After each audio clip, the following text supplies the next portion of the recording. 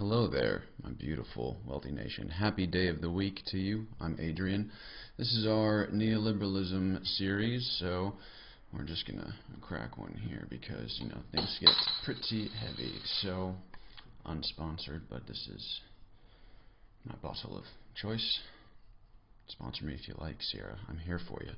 In any case, we're talking about neoliberalism, more specifically how it's different than classical liberal economics and how it has sort of hidden itself, neoliberalism, under the guise of sort of classical economic theory. It purports to be based on these tried and tested theories when really neoliberalism is a relatively new extreme that we're seeing.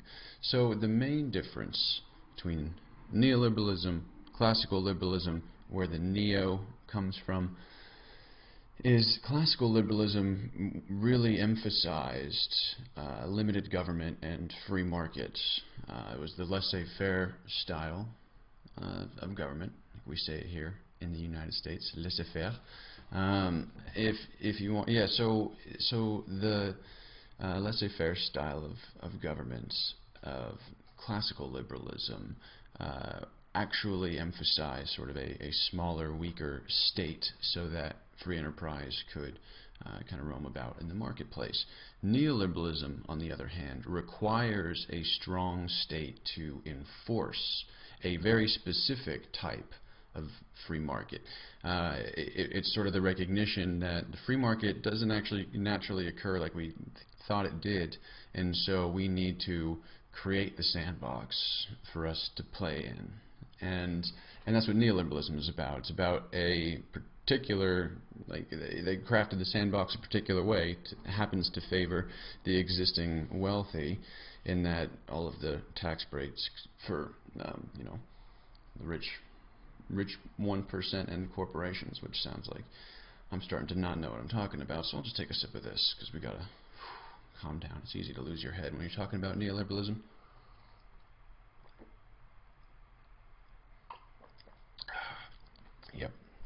Yep. So,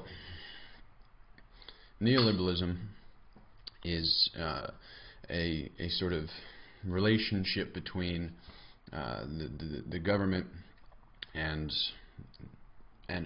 businesses and private enterprise. There's sort of a blurred boundary between those two. The government's job is to put in place the laws that allow healthy competition to take place. So in the neoliberal world, that looks like heavy intellectual property rights, DCMA enforcement, things like that, which purport to be in the spirit of healthy competition, but actually serve to be much more restrictive on innovation. Yeah. You can't share ideas. It's harder to build off each other,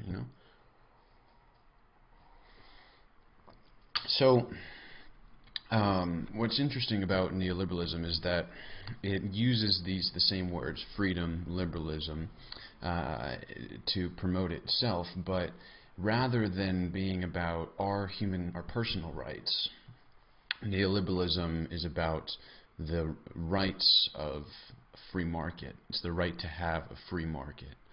Freedom is not a human right, it's a right of markets.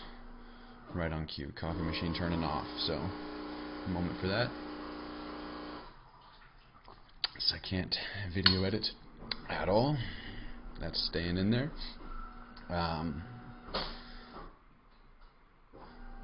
So, an example of what that looks like for us, the fact that freedom is a characteristic of the market, not a human right anymore, is, for example, we've talked in other videos about the price of medicine going up. There was one particular executive, Martin Shkreli, became known as the Pharma bro, who drew a lot of attention to himself by increasing the price of a life-saving drug 5,000% just overnight arbitrarily, and essentially bragging about it afterwards.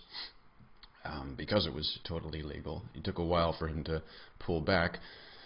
But after his company pulled back, several other drug companies pulled back. One even resold a drug that they had bought. They sold it back to the original company because they planned on doing the same thing. So he wasn't alone. So that's the thing in the pharmaceutical space, is that companies will buy the rights to distribute a certain drug and then increase the price to increase their profits, because there's an inelastic demand on medicine. People need their medicine. So there's nothing illegal about raising the price to whatever you want. You don't have any sort of right to affordable medicine. It's not a human right. Anything that wasn't sort of explicitly defined as a human right early on in our Bill of Rights became the rights of markets to do whatever they see fit. So there's no right to affordable medication or free medicine. So the markets can charge you whatever they want, and that's where the emphasis. That's freedom. Neoliberalism is about freedom, and then what freedom really means is the freedom for companies to charge you whatever they want for medicine, or what if it's a consumer packaged goods company? It doesn't matter. So it's not about your freedom, not about your rights to have guaranteed good tap water or anything like that. It's about the market's right to have uninhibited, complete free reign. So that's the switch neoliberalism pulled right there between classical liberalism and neoliberalism. It's not about our classical liberalism and neoliberalism. The main difference is neoliberalism requires a strong state to set up the sandbox at home for us to work in, and also spread those ideas abroad.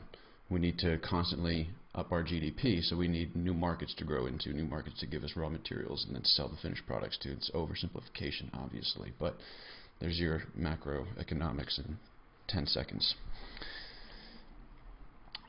So that other switch of freedom as freedom for us humans to freedom of markets I find that questionable. Tell me what you think. Because that seems weird, doesn't it? That we're more concerned about the freedom of this sort of abstraction. It's a human creation. It's just sort of this abstract idea of competition of private firms, markets. That's now held in higher esteem than us. And our rights are second to the rights of the corporation. So that's neoliberalism a little bit. Probably enough for one video, because there will be many more. So hope you enjoyed. Hope you learned something. And yeah, let me know what you think. Alright, Wealthy Nation. See you next time.